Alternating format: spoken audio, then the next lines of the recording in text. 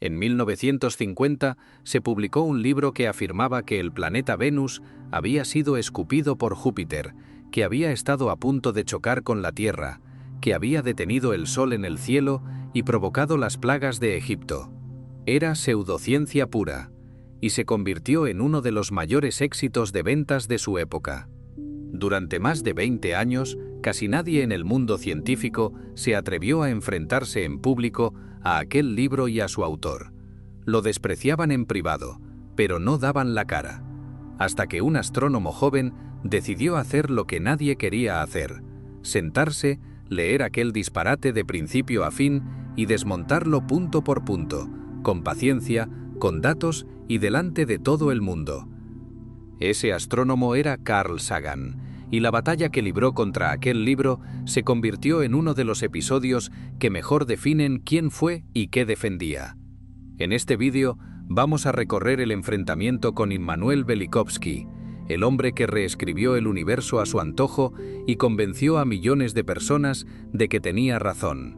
Vamos a ver cómo nació aquel fenómeno, por qué era falso y cómo Sagan lo desarmó con la herramienta más poderosa que tenemos: el pensamiento riguroso. Esta historia no va solo de un libro equivocado, va de cómo distinguir la ciencia de verdad de la que solo lo parece.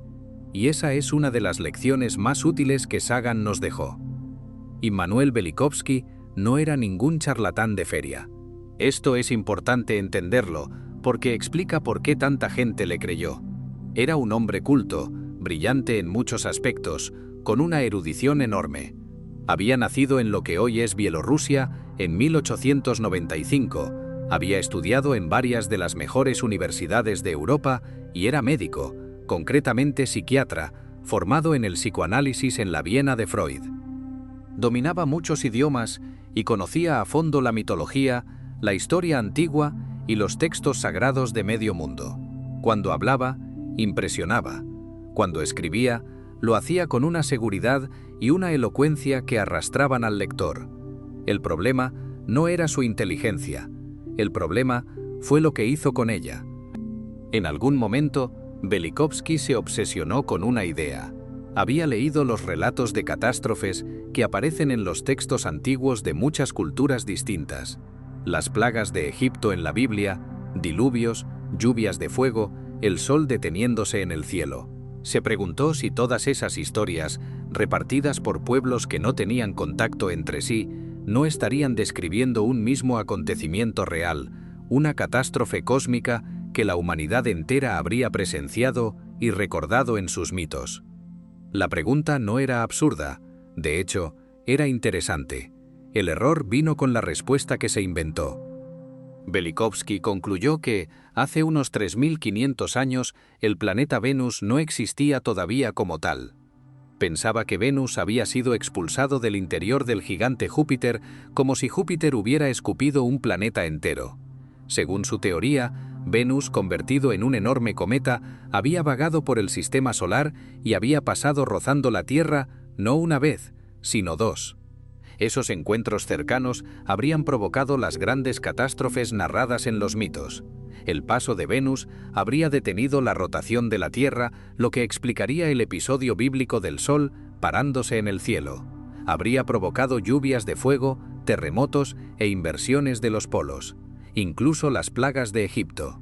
Llegó a sugerir que el cometa Venus arrastraba en su cola insectos y larvas que cayeron sobre la Tierra, causando la plaga de moscas y de langostas. Después de todo aquel caos, Venus se habría calmado, habría interactuado también con Marte y finalmente se habría asentado en la órbita tranquila y casi circular que ocupa hoy. Todo esto en apenas unos pocos miles de años, un abrir y cerrar de ojos en términos cósmicos. Algunas de las afirmaciones del libro, vistas hoy, resultan increíbles de tan disparatadas. Velikovsky sugirió que el cometa Venus traía en su cola hidrocarburos, larvas e insectos, y que esos bichos cósmicos, al caer sobre la Tierra, explicaban por qué tantas culturas antiguas asociaban a Venus con las moscas. Incluso especuló con que el propio Venus o Júpiter podrían estar poblados por criaturas capaces de sobrevivir en condiciones extremas. Eran ideas que mezclaban mitología, biología y astronomía en un cóctel que no respetaba ninguna de las tres disciplinas.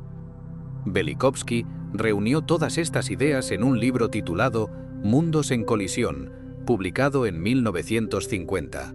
Y aquí es donde la historia se vuelve fascinante, porque aquel libro, que cualquier astrónomo reconocía como imposible tras leer unas pocas páginas, se convirtió en un fenómeno de masas.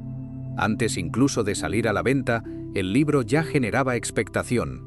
Revistas muy leídas como Harper's o Reader's Digest publicaron artículos entusiastas adelantando su contenido. La maquinaria de la fama se puso en marcha y cuando por fin llegó a las librerías, fue una bomba. Mundos en colisión fue un éxito de ventas arrollador. Llegó al número 1 de las listas en Estados Unidos y se mantuvo entre los más vendidos durante meses. La gente lo devoraba, y no solo lectores sin formación, intelectuales, escritores, periodistas y parte de la élite cultural de Nueva York abrazaron a Velikovsky como a un genio incomprendido. Lo comparaban con Einstein, con Newton o con Darwin. ¿Por qué tuvo tanto éxito algo tan disparatado? Por varias razones que son las mismas que hacen triunfar a la pseudociencia hoy. La primera es que conectaba la ciencia con las historias sagradas que la gente ya conocía y amaba. Velikovsky parecía demostrar que los relatos de la Biblia eran literalmente ciertos, solo que con una explicación cósmica. Para mucha gente, eso era profundamente reconfortante. Unía la fe y la ciencia en un solo paquete. La segunda es que ofrecía un relato espectacular, lleno de drama, catástrofes y planetas chocando. Era una historia apasionante, mucho más emocionante que las explicaciones lentas y prudentes de la ciencia real. Y la tercera, quizá la más poderosa, es que presentaba a Velikovsky como un genio solitario perseguido por el establishment. Un hombre con la verdad enfrentado a los científicos arrogantes que se negaban a escucharle. Esa imagen del rebelde incomprendido es irresistible. A todos nos gusta la historia del que desafía al poder, y Velikovsky la encarnaba a la perfección. La reacción de parte de la comunidad científica fue, francamente, un error. Algunos científicos, encabezados por el influyente astrónomo de Harvard Harlow Shapley, se indignaron tanto con el libro que presionaron a su editorial, Macmillan, que era una de las más importantes en libros de texto científicos. La amenaza fue clara. Si Macmillan seguía publicando aquel disparate, los científicos boicotearían sus manuales, dejarían de comprarlos y de recomendarlos. La presión funcionó. En apenas 2 meses, Macmillan, asustada, cedió los derechos del libro a otra editorial. Y aquí está la ironía amarga. Lejos de hundir a Velikovsky, aquel intento de silenciarlo lo catapultó. Le dio exactamente la imagen que necesitaba, la del genio perseguido, cuya verdad era tan peligrosa que el establishment quería enterrarla. El boicot convirtió a un autor de pseudociencia en un mártir de la libertad de pensamiento. Esto es clave para entender la postura que Sagan adoptaría después, porque él vio las dos cosas con claridad. Vio que el libro era falso, pero también vio que intentar silenciarlo había sido un error garrafal, además de injusto. De ahí, sacó una lección que lo guiaría siempre. A las malas ideas no se las combate con censura, se las combate con mejores argumentos. Durante más de 20 años, esa fue la asignatura pendiente. Nadie en el mundo científico se molestó en refutar a Velikovsky en serio y en público. Lo ignoraban, lo despreciaban y hacían chistes sobre él en privado. Pero nadie se sentaba a explicarle al gran público, con paciencia, por qué exactamente estaba equivocado. Mientras tanto, Velikovsky seguía vendiendo libros, llenando auditorios y ganando seguidores, sobre todo entre los jóvenes de la contracultura de los años 60, que veían en él a un rebelde contra la ciencia oficial. Hasta que en 1974 cambió el panorama. La Asociación Americana para el Avance de la Ciencia decidió que había que abordar el fenómeno Velikovsky de frente, en un debate público y serio. Organizaron un simposio para discutir sus ideas y necesitaban a alguien capaz de desmontarlas no solo con rigor, sino de una forma que el público general pudiera entender. Sagan era el hombre perfecto. Tenía dos cualidades que rara vez van juntas. Era un científico de primera, experto precisamente en planetas y atmósferas, justo el terreno donde Velikovsky había hecho sus afirmaciones más descabelladas, y era un comunicador extraordinario, capaz de explicar lo complejo con claridad y sin condescendencia. En 1974, Sagan todavía no era la superestrella mundial en que se convertiría con Cosmos 6 años después, pero ya era un astrónomo muy respetado. Había trabajado con la NASA en las misiones planetarias y había estudiado a fondo la atmósfera de Venus. De hecho, contribuyó a explicar su altísima temperatura mediante el efecto invernadero. Sagan conocía Venus con datos y con física, mientras que Velikovsky solo lo conocía a través de mitos reinterpretados. Cuando se enfrentaron, no era una opinión contra otra, era un experto que había medido el planeta frente a un aficionado que se lo había imaginado. Además, a Sagan le apasionaba divulgar. No despreciaba al público que había caído en el encanto de Velikovsky. Al contrario, pensaba que esas personas merecían que alguien se tomara la molestia de explicarles, con respeto y paciencia, por qué se las había engañado. Para Sagan, el público no era tonto, simplemente no había tenido a nadie que le diera las herramientas para defenderse. Sagan hizo lo que muchos de sus colegas habían evitado. Se leyó a Velikovsky entero, con atención, tomándoselo en serio como adversario intelectual.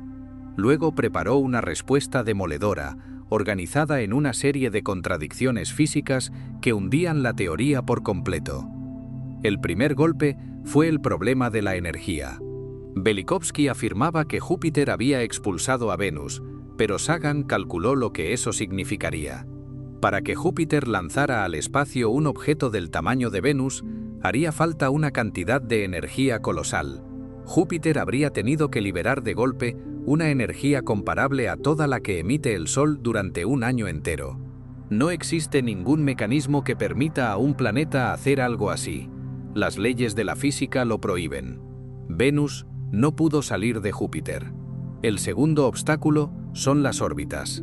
Velikovsky pintaba a Venus rebotando por el sistema solar como una bola de billar, acercándose a la Tierra, luego a Marte y asentándose finalmente en una trayectoria perfecta. Pero las órbitas obedecen a la gravedad y al movimiento. Un objeto dando tumbos y encuentros cercanos jamás podría terminar en una órbita estable y casi circular como la que tiene Venus en realidad. Para que Venus acabara donde está hoy, después de semejante caos, habría hecho falta un milagro, y la ciencia no se construye con milagros. El tercer punto desmonta la rotación de la Tierra. Velikovsky usaba el relato bíblico del Sol deteniéndose en el cielo como prueba del paso de Venus. Sagan señaló lo evidente. Si la Tierra, que gira a una velocidad enorme, se hubiera detenido de golpe, las consecuencias habrían sido apocalípticas en un sentido literal. Todo lo que no estuviera anclado habría salido despedido. Los océanos habrían arrasado los continentes y la energía liberada habría fundido la corteza terrestre. La humanidad no habría sobrevivido para contarlo en sus mitos.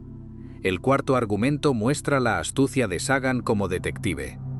Velikovsky afirmaba que Venus había estado tan caliente por sus viajes que todavía conservaba parte de ese calor. Cuando las sondas espaciales midieron Venus, descubrieron que, en efecto, es un planeta abrasador. Los seguidores de Velikovsky gritaron victoria. Lo predijo. Sagan desmontó el entusiasmo con elegancia. Primero, porque Velikovsky había acertado por las razones equivocadas. Venus no está caliente por ser un cometa joven recién salido de Júpiter, sino por un efecto invernadero descontrolado. Su densa atmósfera de dióxido de carbono atrapa el calor del Sol. Segundo, porque la idea de que Venus estaba caliente ya había sido propuesta por otros científicos, con la explicación correcta años antes de que Velikovsky publicara su libro. Acertar el resultado por el motivo equivocado no es ciencia. Es como resolver un problema de matemáticas copiando mal el proceso y teniendo suerte con la cifra final. Finalmente, el fallo definitivo estaba en el método. Velikovsky construía sus argumentos a partir de textos antiguos. Tomaba una historia de la mitología griega, otra de la egipcia, otra de la Biblia, y las interpretaba a su gusto para que encajaran con su teoría. Si un mito hablaba de fuego en el cielo, lo usaba; si no encajaba, lo ignoraba. Escogía las pruebas que le convenían y descartaba las demás. Eso es exactamente lo contrario de cómo funciona la ciencia. En la ciencia no puedes quedarte solo con los datos que apoyan tu idea. Tienes que enfrentarte a todos, especialmente a los que la contradicen. Una buena teoría tiene que poder ser puesta a prueba, tiene que poder fallar. La de Velikovsky no fallaba nunca porque se reescribía a sí misma para encajar con cualquier cosa. Y una idea que sirve para explicarlo todo, en realidad no explica nada. Cuando Sagan terminó de exponer sus argumentos, el efecto fue demoledor. No ridiculizó a Velikovsky, lo trató como a un adversario serio, analizó sus afirmaciones y las refutó una por una con datos, cálculos y física. Dejó la teoría de mundos en colisión hecha pedazos a base de pura razón. Lo más importante de esta historia no son los detalles sobre Venus o Júpiter, sino la lección de fondo que Sagan extrajo de todo el episodio y que convirtió en el pilar de su vida. Se dio cuenta de que el caso Velikovsky era el ejemplo perfecto de cómo una idea falsa, contada con seguridad y encanto, puede engañar a millones de personas inteligentes. Necesitamos herramientas para defendernos de ese engaño, no para defendernos de los demás, sino sobre todo de nosotros mismos, de nuestra tendencia a creer lo que nos resulta atractivo. A esas herramientas, Sagan las llamaría, años después, el kit de detección de camelos, un conjunto de hábitos mentales para distinguir lo verdadero de lo que solo lo parece, nacidos de batallas como esta. Consiste en el hábito de preguntarse siempre si una afirmación puede ponerse a prueba. La ciencia hace predicciones que se pueden comprobar y que podrían resultar falsas. La pseudociencia, en cambio, se escabulle y se reinterpreta para no caer nunca en un error definitivo. Consiste también en desconfiar de las explicaciones que lo abarcan todo. Cuando alguien tiene una única teoría que explica las plagas de Egipto, la temperatura de Venus, la mitología griega y el origen del sistema solar, no estamos ante un genio. Estamos ante alguien que ha dejado de distinguir entre lo que demuestra y lo que desea. Y consiste en fijarse en si alguien acepta las críticas o las esquiva. Velikovsky, al ver señalados sus errores de física, respondía cambiando de tema, apelando a la mitología o presentándose como víctima de una persecución. Nunca decía, me equivoqué. Esa incapacidad de reconocer errores es la señal más clara de que estás ante un dogma, no ante ciencia. Hay un matiz en la postura de Sagan que lo honra profundamente. Combatió las ideas de Velikovsky con todas sus fuerzas, pero defendió su derecho a publicarlas.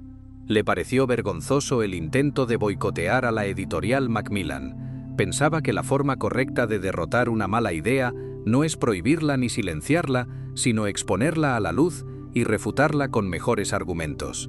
La censura, además de injusta, es contraproducente porque convierte a los charlatanes en mártires. Esa combinación es rara y valiosa, firmeza absoluta contra el error y respeto absoluto por la libertad de equivocarse. Sagan creía que en una sociedad libre la gente tiene derecho a defender ideas falsas, y que la respuesta de la ciencia debe ser la paciencia de explicar, una y otra vez, por qué esas ideas no se sostienen. Al final, el tiempo le dio la razón en todo. Las sondas espaciales exploraron Venus, Júpiter y Marte en detalle, y no encontraron ni rastro de la historia de Velikovsky. Venus es un mundo antiguo asfixiado por su atmósfera. Júpiter nunca escupió ningún planeta y las órbitas son estables desde hace miles de millones de años. Cada nueva misión confirmaba la ciencia y enterraba la fantasía. Hoy, Mundos en colisión se estudia como un caso clásico de pseudociencia, un ejemplo de manual de cómo no hacer las cosas. La respuesta de Sagan se recuerda como un modelo de cómo enfrentarse al error, con rigor, con datos, con respeto y sin caer en la tentación de la censura. Pero la lección más profunda sigue siendo tan urgente hoy como entonces. Quizá más, porque vivimos rodeados de relatos espectaculares que conectan con lo que queremos creer, de genios autoproclamados que se presentan como rebeldes perseguidos por la ciencia oficial y de teorías que jamás admiten una equivocación. En tiempos de Sagan, una idea falsa necesitaba un libro, una editorial y años para extenderse. Hoy le basta un vídeo de 30 segundos y un teléfono. La pseudociencia que en 1950 tardaba meses en llegar a 1 millón de personas, hoy llega a ese millón en una tarde. El mecanismo psicológico que la hace triunfar es exactamente el mismo. Nos atrae lo que nos emociona, lo que confirma nuestros sesgos y lo que nos hace sentir que poseemos un secreto que los demás ignoran. Por eso la figura del rebelde incomprendido sigue siendo tan poderosa.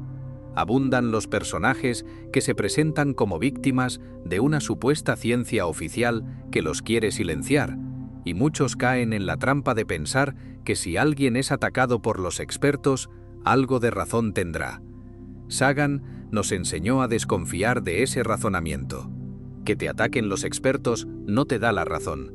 A veces te atacan porque, sencillamente, estás equivocado. La historia está llena de rebeldes incomprendidos que tenían razón, sí, pero está muchísimo más llena de personas que simplemente estaban erradas. La clave nunca está en quién dice algo, ni en cómo lo dice, ni en si lo persiguen o lo aplauden. La clave está siempre en las pruebas. ¿Dónde están los datos? ¿Se puede comprobar? ¿Qué tendría que ocurrir para saber si es falso? Esas preguntas tan sencillas son el mejor escudo que tenemos, y siguen funcionando exactamente igual que cuando Sagan se enfrentó a mundos en colisión. La defensa contra todo eso no es ser más listo que los demás, es ser honesto con uno mismo. Es preguntarse, ante cada afirmación llamativa, ¿dónde están las pruebas? Es estar dispuesto a abandonar una idea hermosa si los hechos la contradicen. Es desconfiar, sobre todo, de las historias que nos resultan demasiado satisfactorias, demasiado a nuestra medida. Velikovsky era encantador, erudito y persuasivo, y estaba completamente equivocado. Esa combinación, la del error envuelto en talento, es la más peligrosa de todas porque no se derrota con desprecio ni con burlas. Se derrota como lo hizo Sagan, sentándose a estudiar, pensando con cuidado y teniendo el valor de decir, con datos en la mano, esto no es verdad, y aquí está el porqué. Esa fue la verdadera victoria de Carl Sagan. No la de demostrar que un libro estaba equivocado, sino la de enseñarnos a todos cómo defender nuestra propia mente, cómo encender una vela, como a él le gustaba decir, en medio de la oscuridad. Si esta historia te ha hecho mirar la ciencia de otra forma, suscríbete a Saganianos y dime en los comentarios qué otra batalla de Carl Sagan contra la pseudociencia te gustaría que exploráramos juntos. Te leo.